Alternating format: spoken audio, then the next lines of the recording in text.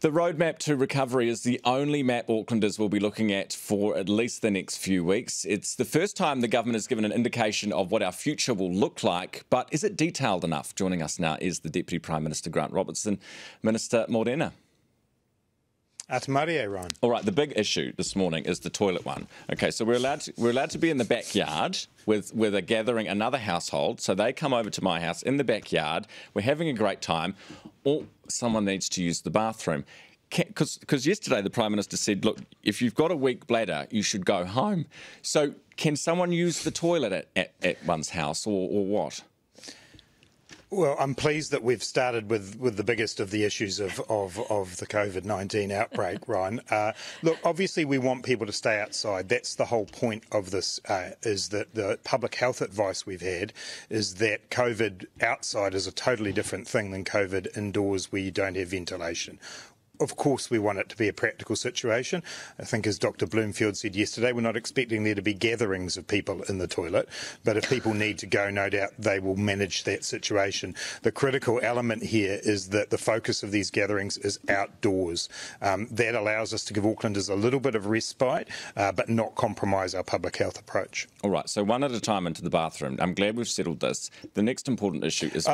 Personally, I think that's probably generally a good rule, Ryan. Up to you, but that would seem to me a generally good rule. I would have thought so too. So what about play dates? The Prime Minister said repeatedly yesterday, and children around Auckland were jumping for joy, play dates. They have to be distance and masked play dates, do they?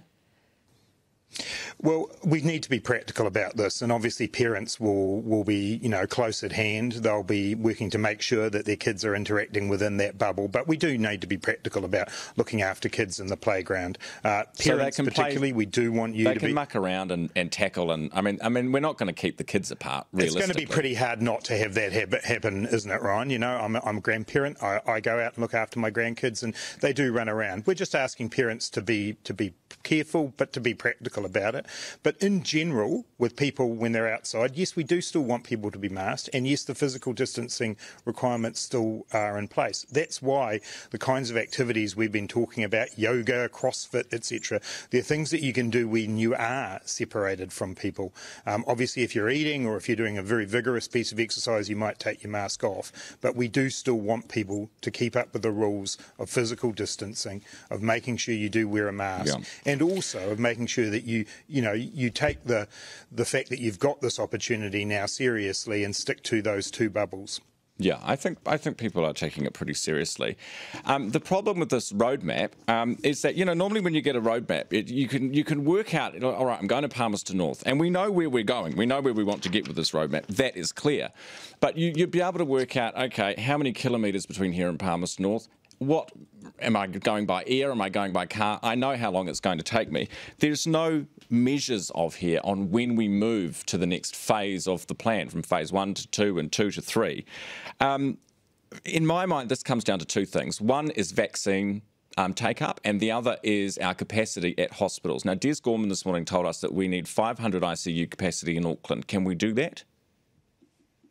So just to come back to the equation first, you would have heard Dr. Bloomfield and the Prime Minister yesterday talk about the fact that it still is a consideration of the outbreak itself, the nature of the cases, the number of the cases, how they're connected to each other. Yes, it is also about vaccination uptake, and yes, it's about the overall health system, not just hospitals, but also our public health units and their ability to do contact tracing.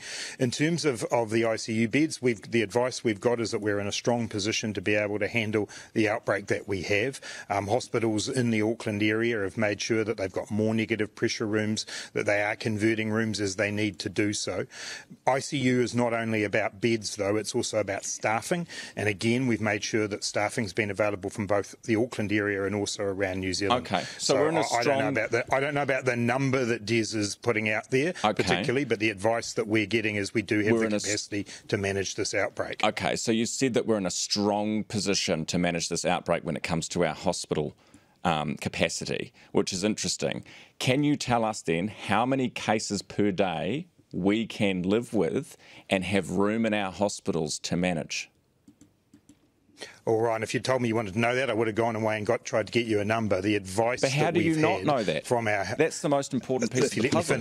If you let me finish, if you let me finish, the advice that we continue to have from the Ministry of Health and from the local district health boards is that they have the capacity to manage this outbreak. They're keeping a very close eye around hospitalisations, and you heard that yesterday from the Director General of Health, but they have the capacity they need. We have a small number of cases at the moment in ICU. But that's going to change, isn't it? We've just heard from the modellers. That's going to change. We're going to see more cases. So how many more can we stomach per day before either one, we don't reduce the restrictions, as you have indicated we will, or we need more restrictions?